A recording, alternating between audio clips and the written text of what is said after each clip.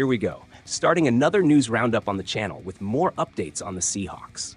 This is Charles, always here talking to you, bringing another video with quick, direct, and super up-to-date info on the Seattle Seahawks. If you're new here, make sure to subscribe. We post daily videos keeping you well informed so you don't miss anything. And don't forget to hit that like button. Every Seahawks fan helps a lot, strengthens the channel, and motivates me to keep recording for you all. To kick things off, first update. Remember how we've been uncertain about Leonard Williams and Byron Murphy too? Well, both are still recovering from injuries, and we don't know when they'll be back. Mike McDonald dropped a bomb today before Wednesday's practice. He said he's expecting Cameron Young to return to practice soon. For those who don't remember, Young is that defensive tackle in his second year who we picked in the 4th round of the 2023 draft. The guy hasn't practiced since the end of last season due to a knee injury. He missed all of training camp, preseason, and the first 4 games of this season. He's been on the PUP list this whole time. But check out the impact this guy had in his rookie season. He played in 16 games, starting in 1. He made 18 tackles, 1 tackle for a loss, and even got a QB hit. Pro Football Focus says he managed 3 QB pressures as well. Not bad for a rookie, huh? There's a big difference between last season and this one. Last year, we didn't have a veteran tackle on the roster. This time, we've got Jonathan Hankins holding down the starting role and Quinton Bohanna adding depth from the practice squad. This means we don't have to rush Young back onto the field. He'll have time to ease back into practice without pressure. But pay attention, once Young starts practicing, the Seahawks have a 21-day window to activate him to the 53-man roster. If they don't do that, he goes back to the PUP list for the rest of the season. The decision to activate him will depend on various factors: how Williams and Murphy are doing, and how fast Young himself recovers after being out for so long. McDonald also gave updates on Abraham Lucas and Jarek Reed II. Unfortunately, these two still aren't ready to return to practice and will remain on the PUP list for now. Lucas is recovering from off-season knee surgery, and Reed is still rehabbing that ACL tear he suffered at the end of his rookie season. Could Young's return be the boost our defense needs? How do you see his impact playing alongside Hankins? And what can we expect from Lucas and Reed when they're back? All right, continuing with the updates. Veteran Jason Peters is back with the Seahawks. That's right. The 9-time Pro Bowler, 9 times, signed a deal to join our practice squad this Tuesday. This is news that could be a game changer for us. Peters is 42 years old, entering his 20th NFL season. 20 seasons. Most players hang up their cleats way before this, but Peters is still going strong.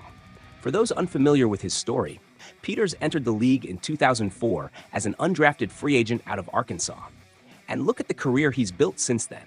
The guy has been a 2-time All-Pro and was named to the Pro Football Hall of Fame's All-Decade team for the 2010s. We're talking about one of the best offensive tackles in recent NFL history. Peters isn't a stranger to the Seahawks either. Last season, he played in 8 games for us, starting in 2, but his NFL career is much longer. He's played for the Buffalo Bills 2004-2008, Philadelphia Eagles 2009-2020, winning a Super Bowl in 2017, Chicago Bears 2021, and Dallas Cowboys 2022.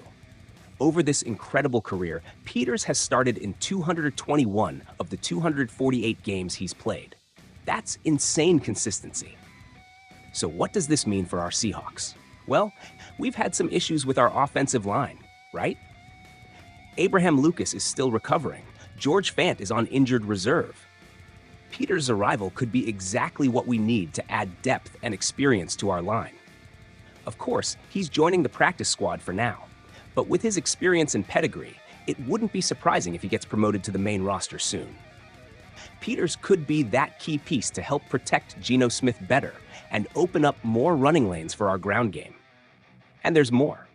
Imagine how much our younger players can learn from a guy like Peters. He's got 2 decades of NFL experience. He's seen it all in this league. The knowledge he can pass down to our younger tackles is priceless. So, what do you think of this signing? Do you believe Peters still has enough gas in the tank to help us this season? How do you see his impact on our team? Let me know in the comments section. Finally, to wrap up today's updates, I'll be honest with you. We took a beating in Motor City. The final score was 42-29 for the Lions, and this was on Monday Night Football with everyone watching. It stings, right? But let's break this down because it wasn't all as bad as it seems. First, let's address the elephant in the room. Our defense. Man, what a rough night. Lions quarterback Jared Goff looked like he was playing a video game. The guy completed all 18 of his pass attempts. Every single one. He threw for 292 yards and 3 touchdowns. And that 70-yard bomb to Jameson Williams? Pure headache. And it doesn't stop there. Lions running backs David Montgomery and Jahmyr Gibbs also had a field day. They rushed for 118 yards and combined for 3 touchdowns. Our defensive line was missing several key players, and it showed. Head coach Mike McDonald took responsibility. He said the team wasn't close to the standard needed to win an NFL game against a quality opponent. And he's right. No denying that. But hey, let's not panic just yet. There's another side to this story. We were missing up to 5 defensive starters for a good part of the game. That makes a huge difference. And check this out. Our offense showed it can carry the team when needed. Geno Smith? My man, what a game he had. Threw for 395 yards, a career high. And that's with his offensive line being pressured constantly. Geno was dodging tackles like magic and delivering precise throws for first downs. And Ken Walker-Thurey? He came back from injury with a bang. In the second half, the guy was on fire. Of the 80 yards he rushed for, 74 came after halftime. He even had 3 runs of over 21 yards. That shows the grit and resilience McDonald always talks about.